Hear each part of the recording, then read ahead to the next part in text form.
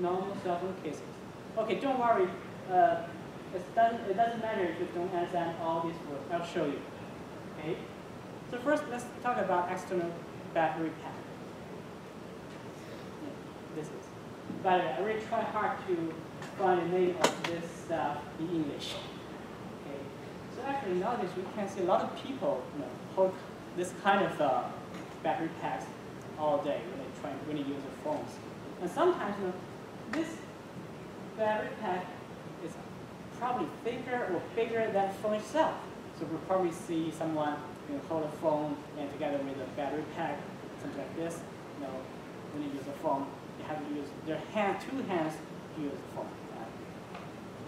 But is it popular? It is definitely inconvenient, but it is popular. Okay. I'll show you some data from Amazon.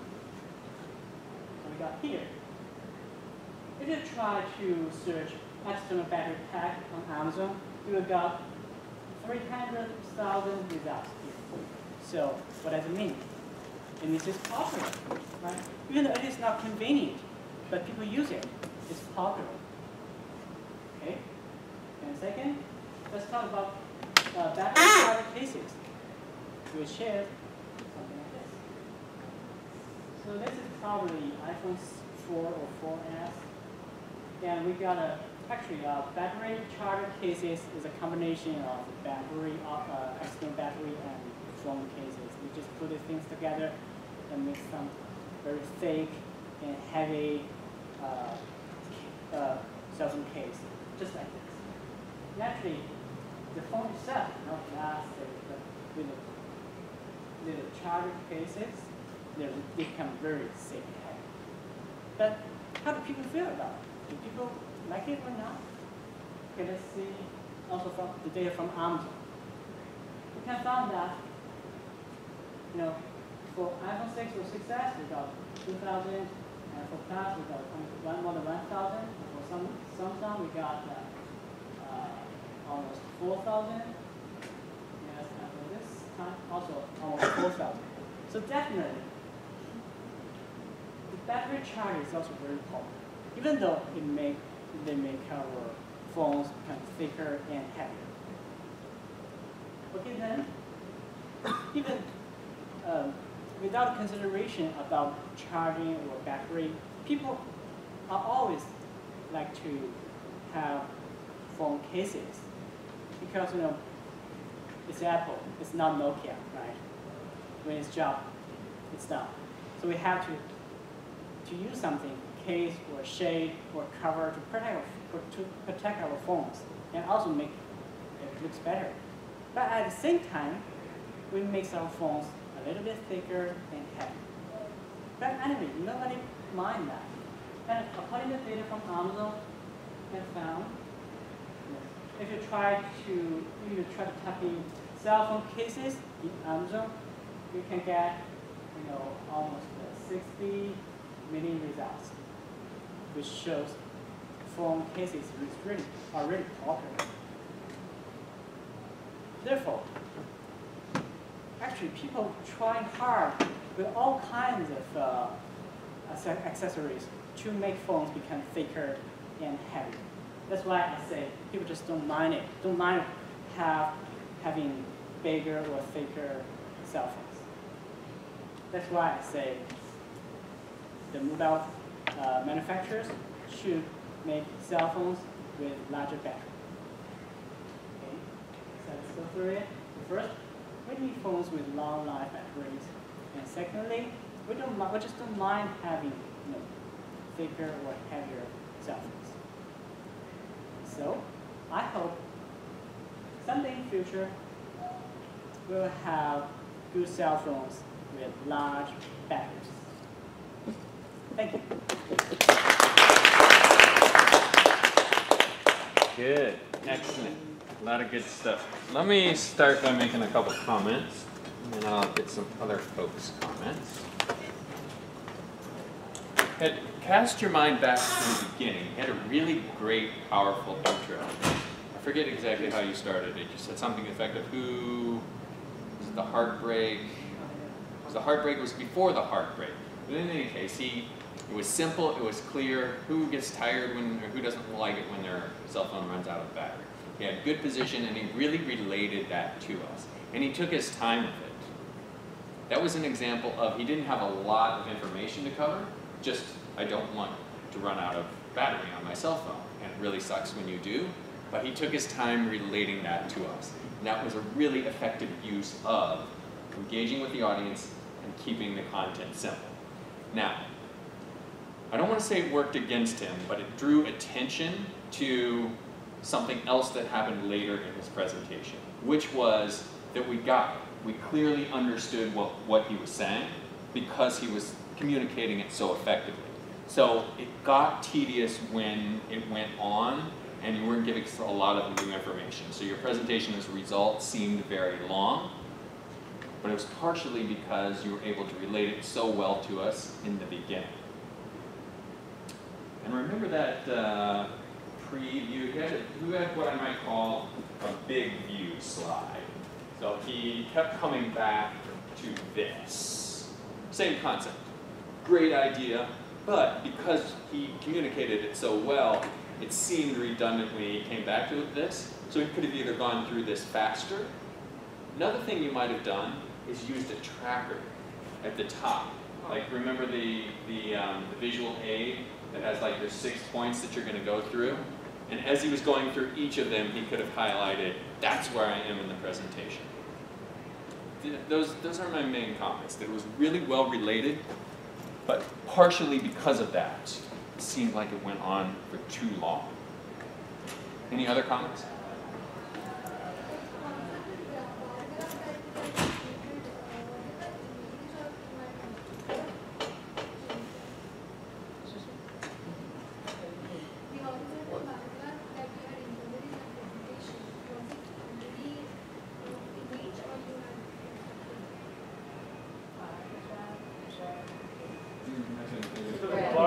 Did you make the bar graph or was it a picture? That's a picture. That's a picture. And it's from, it's a picture and it's got a logo. The source, how he got it.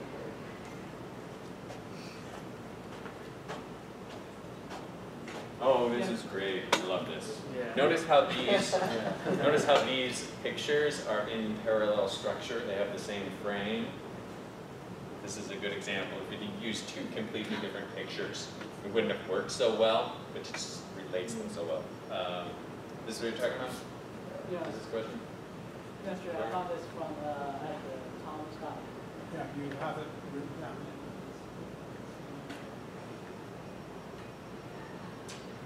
I think that he used a lot of really good techniques to keep us engaged and going, and I think had the topic been, let's say, a little more complex, or us as the audience didn't exactly know what it was about, I think the presentation would have been really, really good because it kept going back to reiterate the points we wanted to get across. I think that unfortunately, not unfortunately, but it was just an easy topic, right? So it was something that we all kind of know about already, so that's why maybe it seemed a little bit long. But had it been a very complex topic, I think it would have been a really good presentation. Yeah, absolutely, I would agree with that. He took us through this information in a way that helped us really understand it, and if it had been really complicated, we would have needed all those techniques. Anything else? Yeah, like you said, you hit the points right in the beginning, and that was it. That was like the big thing in the beginning. That's how much time you needed for the beginning, and then the rest of the presentation you could have gone a lot faster. Jim, good? Yep. Septic time.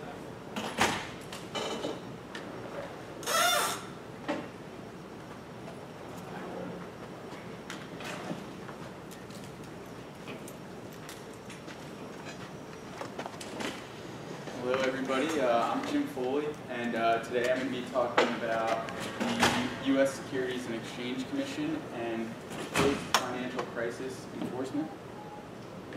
So just for a little background, the mission of the Securities and Exchange Commission is to protect investors, maintain fair, orderly, and efficient markets, and to facilitate the flow of capital information.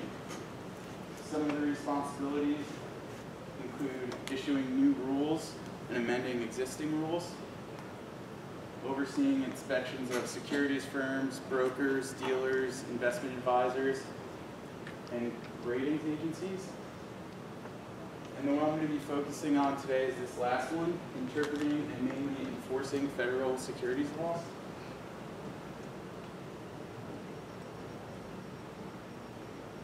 So the SEC has steadily increased enforcement actions and civil penalties after the financial crisis through strong leadership, shifting priorities, and involvement in high-profile cases. And the first of these factors I'm going to talk about today is leadership. And I'm going to highlight two of the most recent chairs of the SEC, Mary Shapiro, who served from 2009 to 2012, and most recently, Mary Jo White, who was sworn in April of 2013. So Mary Shapiro, she has a long history of serving in high-profile regulatory agencies. She was appointed to the SEC first by Ronald Reagan in 1988. She then became chair of the National Association of Securities Dealers, which is now FINRA, or the Financial Industry Regulatory Authority. In 2008, she was appointed by President Bush to the Council on Financial Literacy, and in 2009 she was unanimously confirmed by the Senate as the first female chair of the Securities and Exchange Commission. Now, here's some of her accomplishments. She carried out several reforms during her tenure. These include things like enhancing enforcement procedures to start investigations quicker. She created specialized enforcement units to cover all sectors of the financial industry. She established a new whistleblower program, and she developed a centralized database to store tips and complaints about possible securities violations. She also brought a record number of enforcement actions and inspections.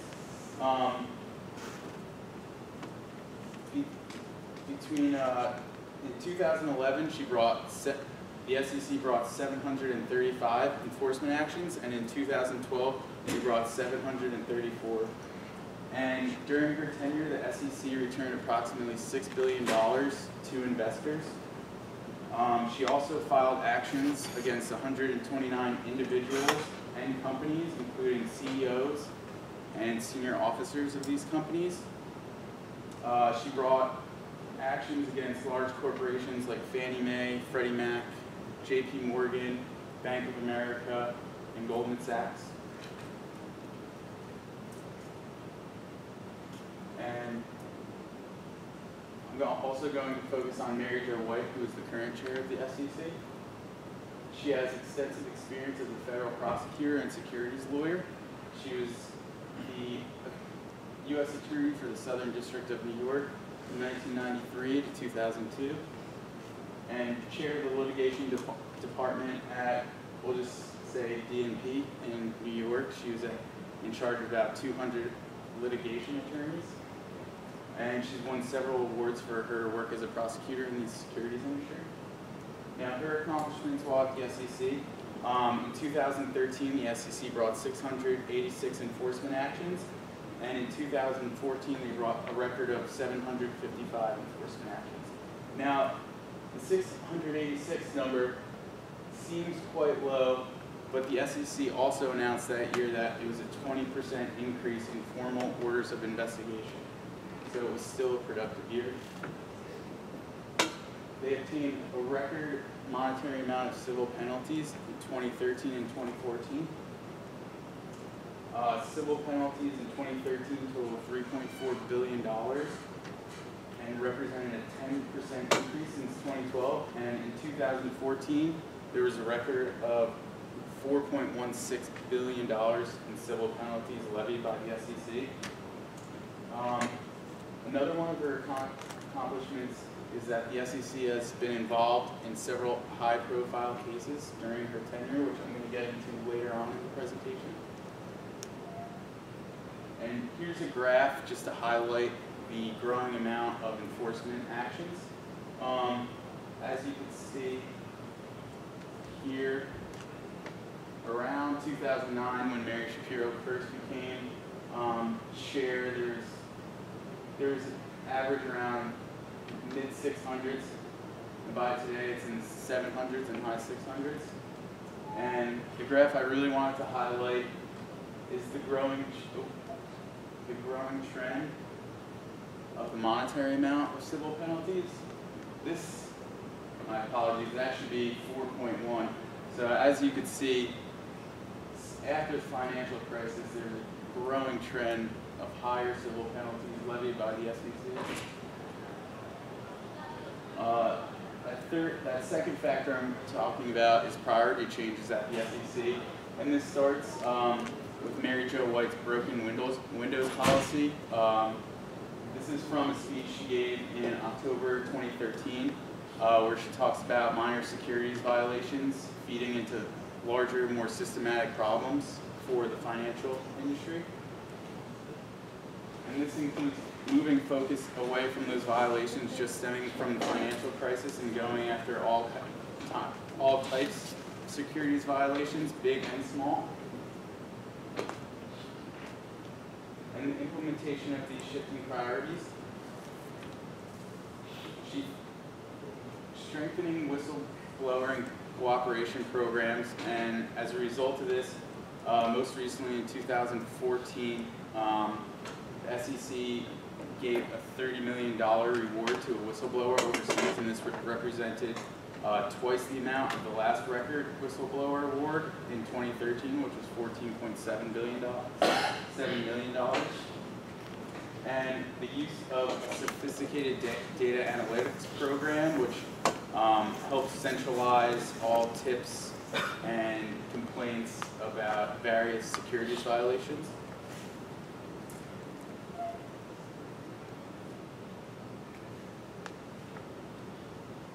So that last one, prioritize high-profile cases, is what I'm going to get into now. So here's some high-profile cases.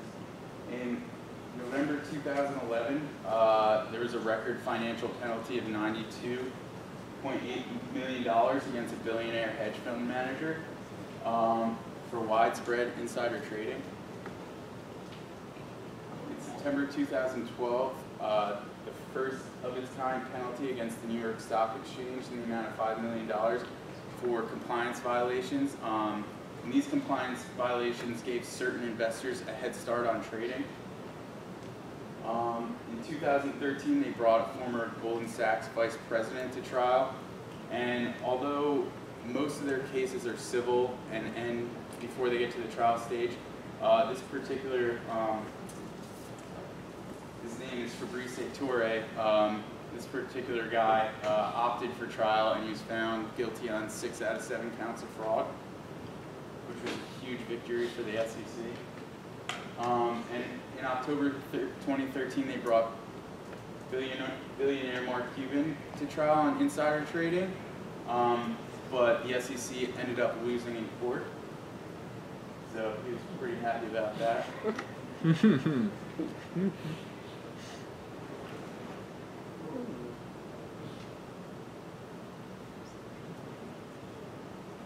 So, in conclusion, starting after the financial crisis, the Securities and Exchange Commission has been and continues to be increasingly successful with enforcement actions and levying civil penalties against firms as a result of strong leadership, changing priorities, and involvement in high-profile cases.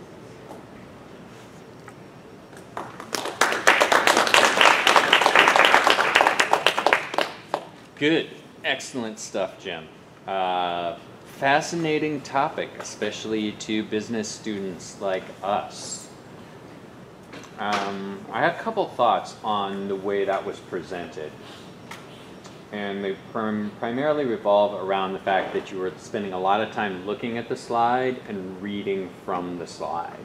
But because it was interesting, we were still engaged a little bit, but it could have been so much more powerful if you were talking to us the whole time. And I think your conclusion slide really wraps that up. You had a great presentation technique. I love that animation effect, getting to the conclusion slide with the curtains opening, and then conclusion, and then you're there. But then you turned and read it word for word. So I was like, that's the point where we want to hear from you and hear how this is interesting.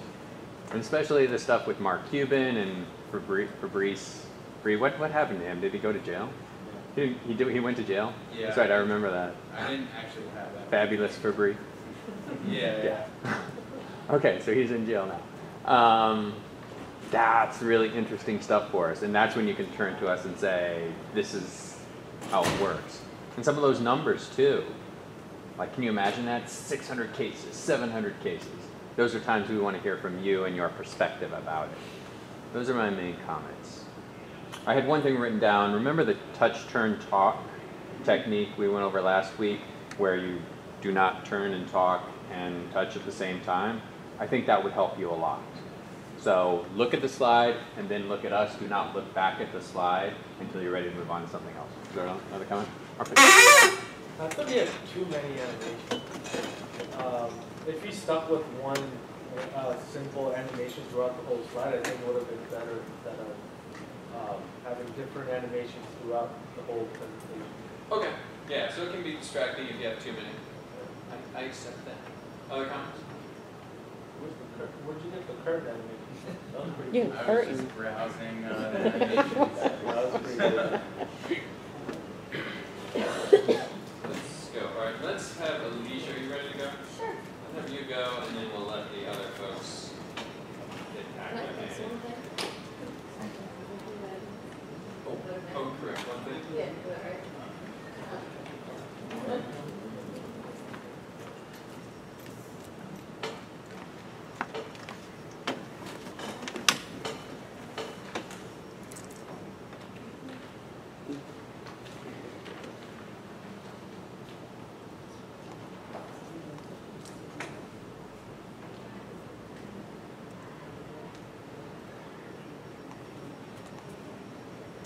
Let's press the arrow. Yep, the arrow to the right is forward. So, hey guys, so I'm going to talk to you today about being distracted in the classroom and the workforce.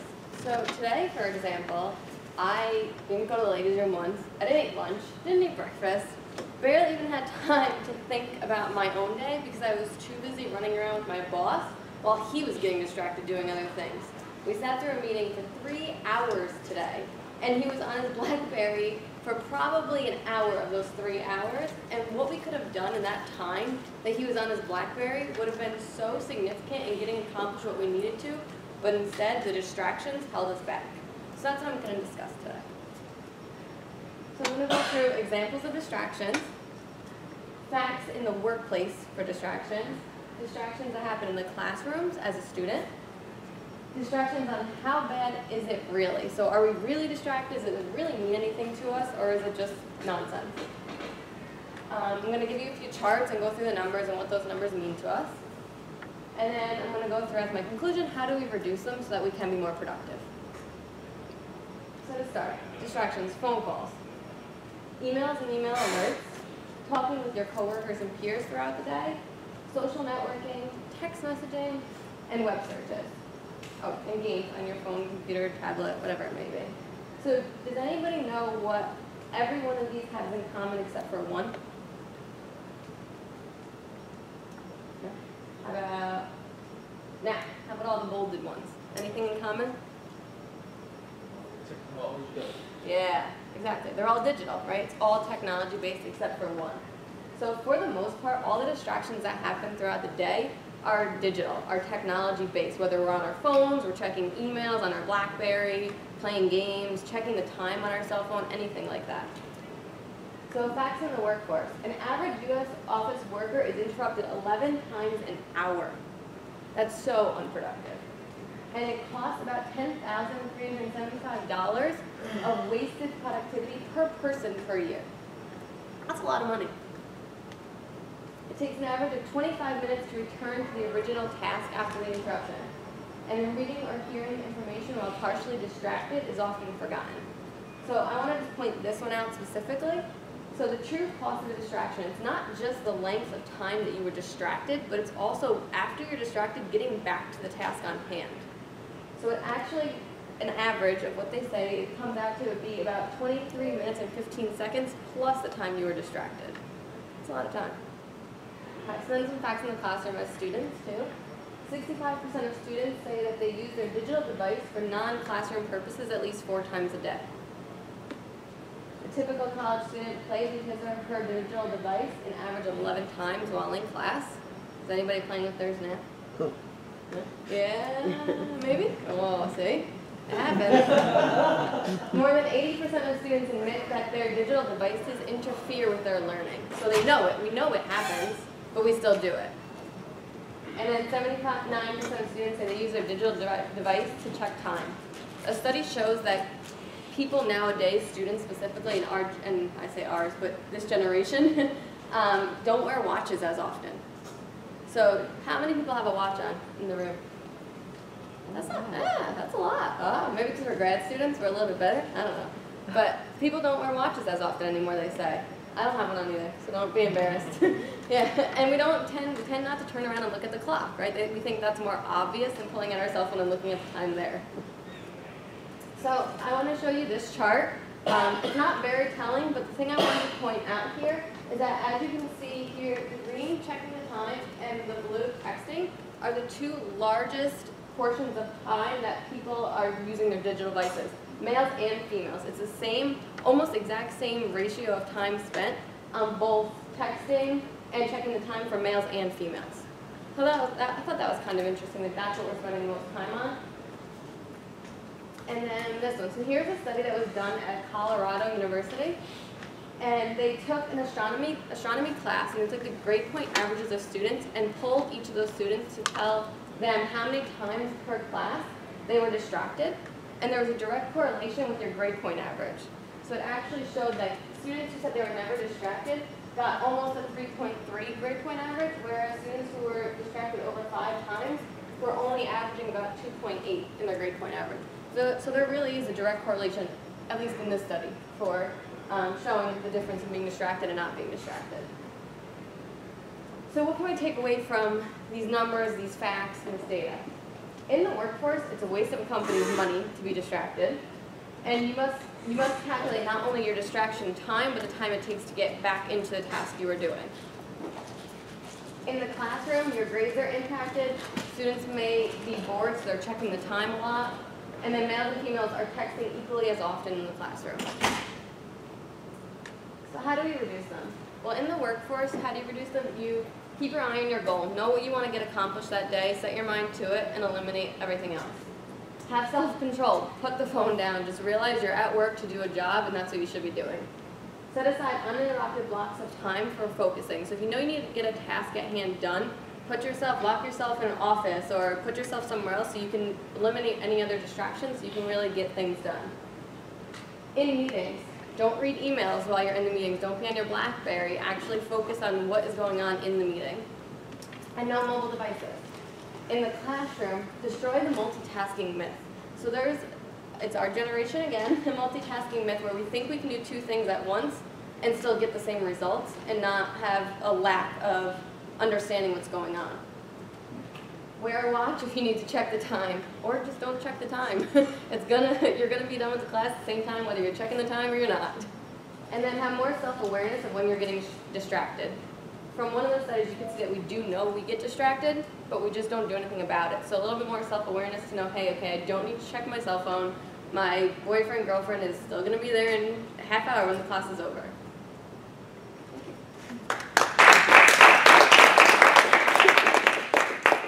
Good, excellent. Comments for Alicia? Matthew? I think you provided a great stat that I was very curious to even know. It was very informative. I never lost focus. Yeah. Sure. Great use of data too. That was just very helpful. Yeah. So, I think the topic also was pretty interesting. Distraction, and The we what? always get distracted with the digital media or technology all around us. So I think it was pertaining to the crowd also. We were able to relate to it. yeah. Siddharth? You didn't spend too much time looking at the screen. You spent most of your time looking at the audience, I guess. That's good. Yeah. Like she took the time to deliver the message that she was trying to deliver. So every time there was something important to say, she emphasized it.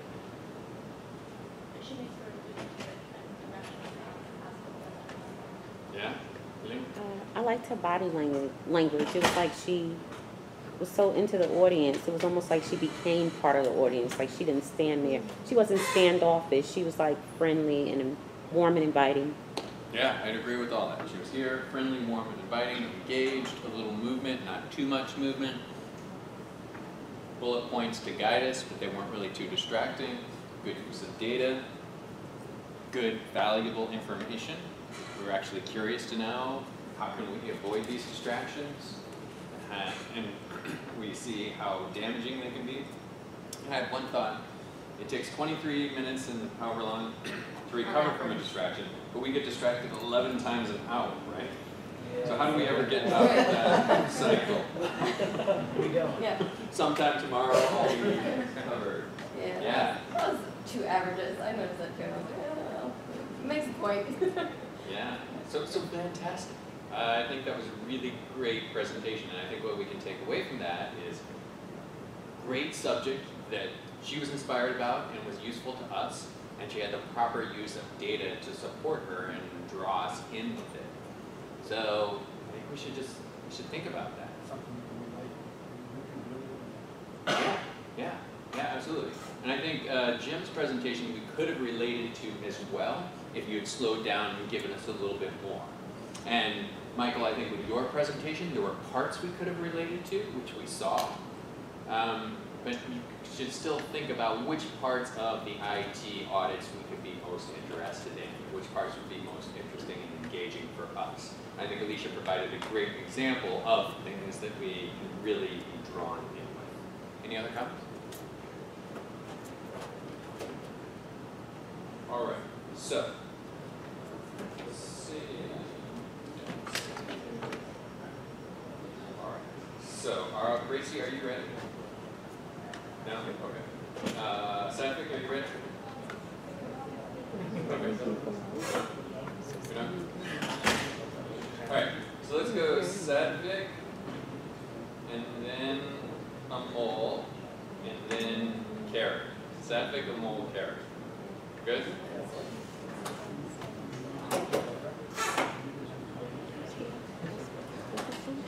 Alright. This is forward, this is back. Forward, back, this is the infrared laser pointing. And we can get it in projection mode just by going. And this is blank screen. Yeah.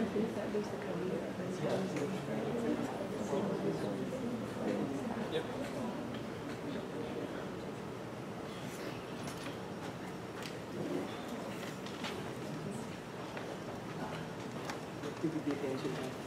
So let me just reintroduce myself. I am Satvik. I'm a first year MBA student here. I'm doing a full-time MBA. So how many of you, before I start, I just want to know by show of hands, how many of you come from the computer science background? Did your undergrads in computer science or have work experience in information technology or computer science? Have worked in software? Okay. So not many of you, okay, a couple of them, thank you. So a couple of you have that background from IT or software or computer science. So that is why I chose this topic, since it will be a little challenging for me to communicate my message to all of you, but then I'll try to make it as interesting as possible.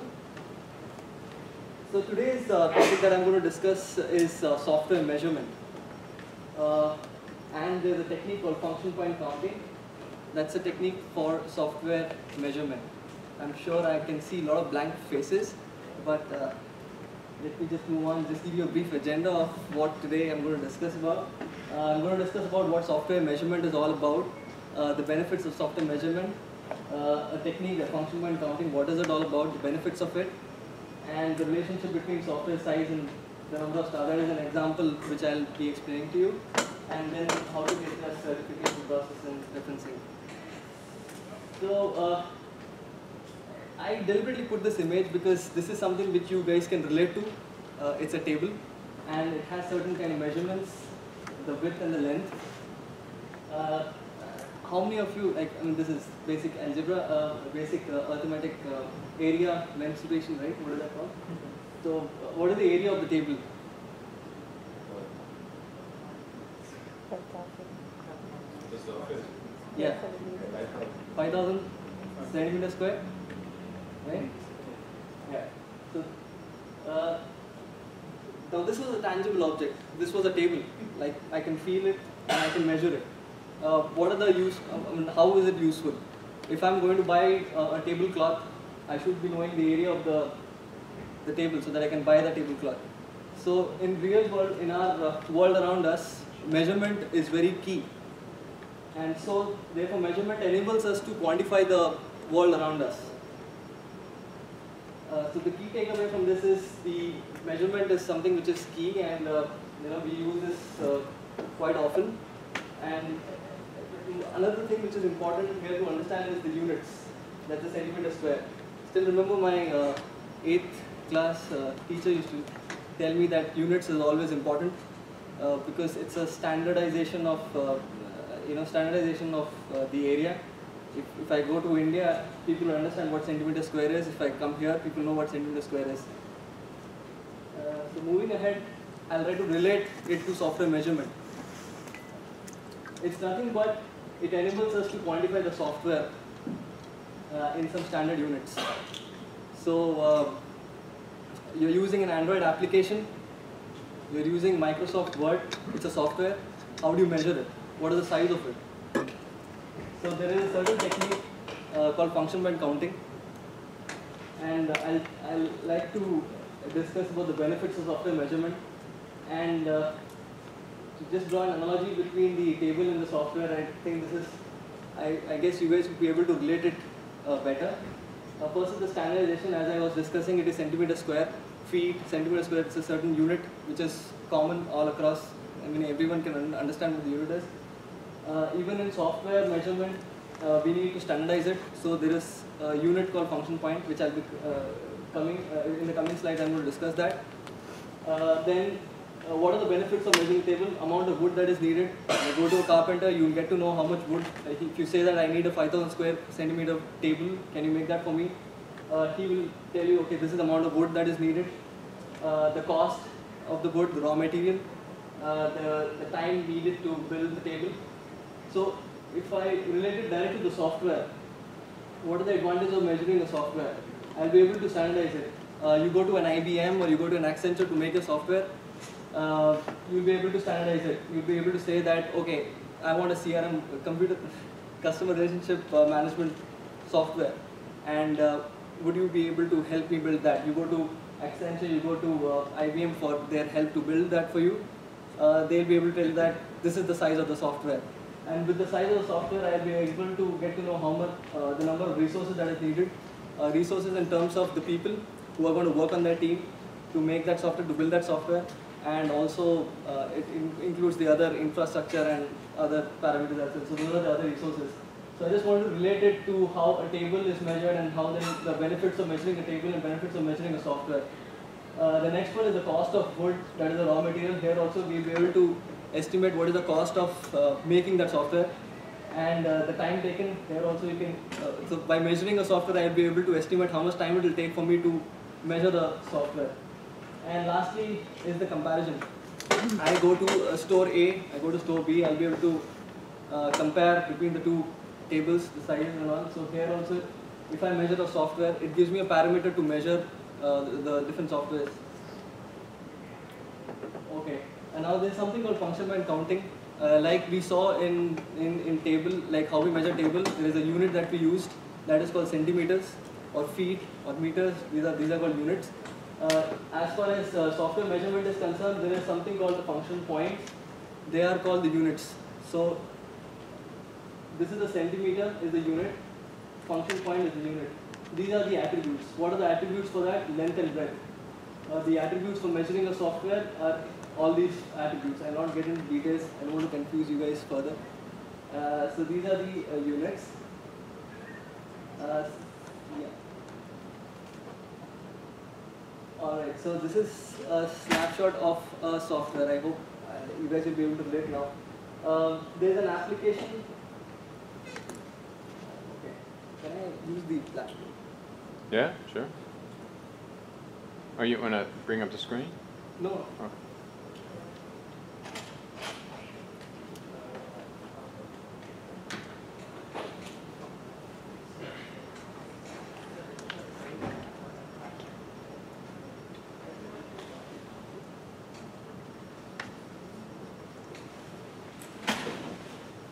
Now this is Microsoft Office. This is a software which I'm using. Now I have to size this software. For sizing the software, as a user, I'll be able to interact with Microsoft Office by, opening a Word document. There are various transactions. I'll be inputting certain information into it and creating a document. So these are called transactions. This Microsoft Office is going to store this data somewhere inside the computer. So that is called the database. And we are now using Office 365 where we have data in the cloud. It doesn't rain, but yeah. So this is 365. There is certain information that we store here. This is also a database, but this is in the cloud. So the function point counting, which I was telling, that's a technique to measure my software. I'll be measuring in terms of the transactions which the user interacts by using this software, and also the file which the software uses it to store the data. So it's the same thing. There are three things like transaction, the stored data, and the external stored data. So while sizing the software, you got to use only these three parameters based on these three attributes, like length and breadth. These are the three attributes which I'm going to use to measure the software. So what are the benefits of using a technique to measure a software?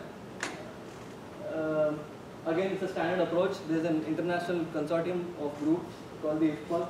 They have developed a pack of rules where you can measure, they've laid down the rules for applying the concepts of function point counting to measure and size your software. Again, it is technology independent. If it is built on SAP or it is built on an Android application or it is an iOS application, it really doesn't matter. You can still size the software in terms of function points.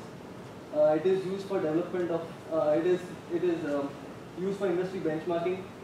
I'll be able to know that an application, Android application, can be built in say 4 days. It's an industry benchmark. So benchmarking, the function point counting helps in benchmarking the data, benchmarking the size of the software. And the last and most important thing is project management. So as a manager, you should be able to measure, you should be able to estimate the budget, the time and the resources. And if you know the size of the software, based on the size of the software, if he knows that the size of the software is 1000 FPs, 1000 function points, then he will be able to estimate, okay, so 1000 FPs, he would be able to estimate that it's going to take 4 days of time with 5 resources, and it's going to cost cost him some $1,000. So it's helpful for that. This is the relationship between software size and the number of support staff. As I was saying that in project management, you have a resource staff here. Now this is just shows a relation. A scattered plot was made, and then by the shortest distance algorithm, the straight line was. So if you can see here that for every 12, for this particular software, 12 people, 1.2 people are needed for at least writing 1000 function point size of software. So with this, we'll be able to know that if the size of the software is 1000, then it would take almost close to 1 or 2 people to actually make that software. Which was this graph about. There is a certification process which, if this is a niche skill, so either you get really paid well if you get the job, otherwise you just don't get the job. And so the certification is $2-3. There is a material which is provided by the expert, that is the International Function Point User Group, and the exam pattern and objective, and there is a duration of 3 hours. These are everything that I used. Lastly, but not the least, I would like to tell you that I would like to close this presentation by an adage, a manager, which is used mostly by the manager, and since most of us are doing a management course, you can manage only what you can measure. So as a manager of a firm who is trying to develop a software, it is important for him to measure things, and that is why I discussed the benefits of measurement and a technique, and the benefits of that technique to measure that particular software. So you can manage only what you can measure. Thanks.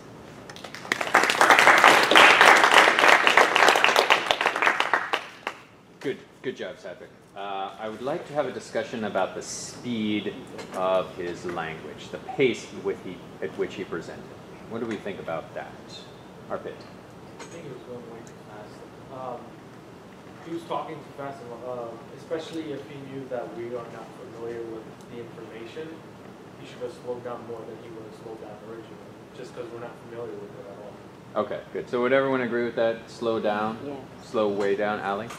I thought it was too fast, but I also thought it was his like enthusiasm, and so that kept me engaged. So it was kind of a good catch-22. We could have been slowed down a little bit, but it also was exciting to him. Okay. Yeah, so he was enthusiastic. He also had good body language. He was facing us. At least he wasn't reading words really fast. And he had great eye contact. So I think those things helped his presentation, but I definitely think slow down is key. So the question though is, how can he do that? And I think the answer would be he needed to eliminate a lot of his content. Because he was telling us a lot. You know, he wasn't like talking just for the sake of talking. He gave us a lot of information. So I think that's the way to handle that problem. And think of your audience. If you actually needed to train a group of people who didn't understand IT in that information, then you could have used the same stuff, but maybe it would have been an hour or two long. The other alternative is to say, well, this can only be 10 minutes, so let me cut out 60% of it. One part in particular where I noticed he was going really fast was this graph. And I had multiple thoughts on this. One, it's like so much information. In a way, we didn't want to go into it because we would think that is going to be more confusing stuff and it's going to take forever. But at the same time, if you wanted to communicate this information to us effectively, I think this is a part where you could have slowed down. Do you remember the take technique I suggested for introducing a graph? Give us the title, tell us the axes, and then once you do that, your main point will become clearer to us. Because it's the 1.2 people per 1,000 function points. I think that would have been a way to get through this faster, and then a way to relate to us. Do you have a comment, Stefan? Yeah, so I knew that this was like, I was in Windows side and I was seeing that everyone was bored, so I just wanted to I was just waiting for them, I know they were getting bored, so I was just waiting. Okay, so what could you have done in that situation? Besides just talking fast, Ricky? Well, I've given presentations before. When I notice that I'm losing people, I'll ask a question, like scare people that I'm going to ask them a question. He could have engaged us by asking a question. I think what you could have done is you could have skipped ahead. You could have just said, all right, so this is some support for that stuff, but let me get to the really interesting part. And we wouldn't have known the difference. One other question. How did this work when he turned and did the black? Arpit? I think it was pretty well, because when he was actually drawing everything, you pay attention, you follow, and he was explaining while drawing, so you kind of understood the process itself, versus just putting it on a slide and saying, this is that, this is this, and you wouldn't really understand it as well. Yeah, Amol? I think he might have realized that he was losing us, so he like captured our attention, like, oh, he's changing, he's not using the slide anymore. And it might have been better if you used a darker marker, but he explained it. The thing that I liked most was he was constantly trying to relate the software challenges with the normal day-to-day challenges, like the Microsoft Office and the first scenario was created. So it was easy for non-IT people to read Okay. that easy meant to them. Okay, good. So I think this was an effective technique. The reason why it might have worked against you is this was the point in your presentation where I felt like you really went into high gear. So maybe you thought you were losing us, so you engaged us a little bit with this, but as you were doing this and then as you were going back, it just went to like fast. So this was, even though an effective technique, I would say the beginning of the end of our involvement in trying to follow. But good presentation. And again, we've had a number of presentations, and we want to just think constructively about how we can learn from all these experiences. Okay, so Molly, you ready?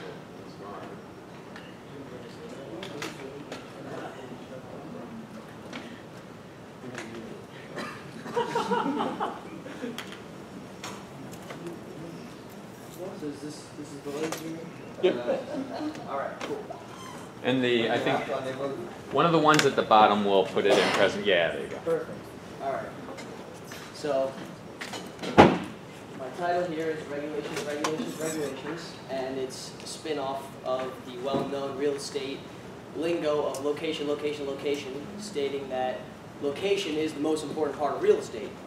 And so here, I'm going to teach you why regulations are the most important part of the tobacco industry, as specifically cigarettes, and how the industry is able to grow. Start off here by introducing some of the companies, as well as the value of the market share in the industry. I'm sure you recognize the companies over here. Marlboro, Swisher Sweets, Newport, all manufacturers of tobacco products, which include cigars, cigarettes, loose tobacco, as well as chewing tobacco. The tobacco industry is a $900 billion industry. It is estimated to rise to over $1.1 trillion by 2019. Just a little background info. So here, of the products that I mentioned, cigarettes are the majority. They make up the majority of the market share and are worth over $781 million out of the $900 million of the tobacco industry on a global scale. In the U.S., this is 65.2% of the market share of the tobacco industry there, which again includes cigars, cigarettes, loose tobacco, and chewing tobacco. So this point is to just reiterate that cigarettes are the biggest problem out of that whole industry. Disadvantage, as you may have noticed, there's a negative connotation so far in this presentation in regards to cigarettes and the tobacco industry. So the disadvantages of smoking cigarettes are health and financial. In regards to health, there are physical concerns, such as appearance, as well as skin problems and mouth cancer and things like that. On the internal side, there's heart disease, as well as lung cancer, a very common problem across the world. In the U.S. specifically, deaths, the death toll is 20% of the death toll is accounted for by cigarettes. In terms of financial disadvantages, this is all, as you know, the $900 billion market share. I mean, that's a lot of money that could be going towards other parts of the economy to help stimulate and drive businesses and all sorts of other different products. So the consumers should be putting their money into a better place and not spending it helping the tobacco industry rise even further. There is a solution. As I mentioned before, regulations are a major aspect as to why the tobacco industry is able to uplift itself to the point that it is right now. So, leading into that, show you a graphic right over here. The y-axis shows the market share in billions of dollars, and the x-axis is the year. So this is the market value on a global scale in the past 5 years. As you can see, there's steady growth at each year at a minimum of 4%. And as I said, it's estimated to grow to over $1.1 trillion by the year 2019. One more point about this. In order to stop this trend and stop the tobacco industry from growing even further, regulations are the key. and we must focus on the regulations in which the government and other lawmakers impose so that we can get rid of the disadvantages mentioned before of both health and financial aspects. So, as I mentioned, we're all leading up to this point, stricter regulation, and I have developed my own formula to help people as well as consumers to stop the use of cigarettes and other tobacco-related products. So first, we need stricter regulations on raw materials. Next, stricter regulations on pricing and profits that companies, what their pricing scale is, as well as how much profit they're allowed to make. And advertising. So all three of these together will lead to the benefits I mentioned of health and financial.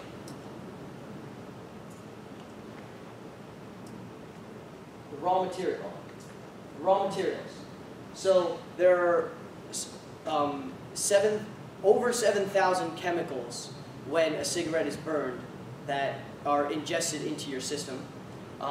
More than 69 of these raw materials are carcinogens and which are cancer-causing materials. And one aspect that could help the regulation, one aspect that could further the strengthening of the regulations in the tobacco industry is to limit the raw materials that these companies are allowed to use to manufacture tobacco-related products. And one factor that I thought would be a huge point is the nicotine. As we know, this is the addictive substance in cigarettes, and limiting the amount of nicotine in cigarettes would cause a reduction in addictiveness. A reduction in addictiveness would eventually cause a reduction in sales, as well as the health effects that we previously mentioned in heart disease and cancers and all sorts of other defects that cigarettes do cause. So again, the amount of nicotine currently is regulated to a certain point, but I believe that these regulations should be stricter so that these products won't have the addictive substances that make people keep going back to the product. The next regulation that I wanted to talk about is pricing and profit. So the arrows are pointing to each other, you may notice, because the regulation goes hand in hand. Lower the prices allows for financial benefits to the consumer. It may not help the health benefits, but as I said, this is a formula, so all three need to be put together in the best way possible to increase the amount of health and financial benefits. And this particular regulation is for a financial benefit for the consumer. By limiting the profit that the big tobacco corporations can make, you reduce the amount of price that they can set it at, and it creates a ceiling, so to speak. The last regulation that I wanted to talk about is advertising. And this is probably the most important one. In terms of, first, I actually want to talk about perspective. So the perspective in our economy and to consumers right now is that cigarettes are the norm. I mean, how many people here have smoked a cigarette in their life? No judgments here, you know? I've done it myself. So in television, as well as our basic observations, we see that on a daily basis there are constantly people outside smoking. In movies and TV shows, cigarette, it's not even a thing. So I believe that from our perspective, it needs to be changed. It needs to be known that this is a very harmful substance, and how harmful it really is based on our perspective. And as long as it's known to be the average that cigarette smoking is a normal thing, the other aspects of our regulations will never be able to change. So now awareness. Advertising causes awareness, and even convenience stores, even regular stores, state